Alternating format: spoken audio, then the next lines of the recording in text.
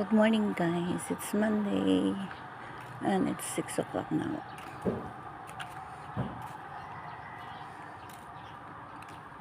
Daming mga may motor na dito eh.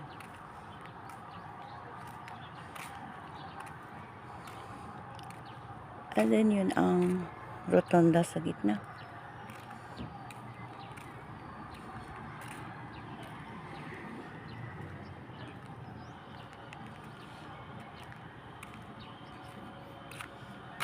Ito ay close.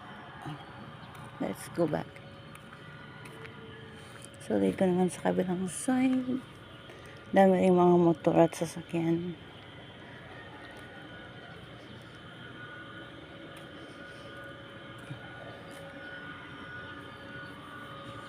Ang baba ng ng kuryente dito. Parang sa Manila din. Tulog pa si tatay sa loob.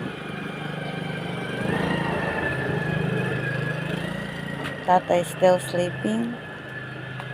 Ang okay-okay ni Mother Tia. Tricycle ni Kuya. And then dito din ang dahil mga sasakyan. Siumay.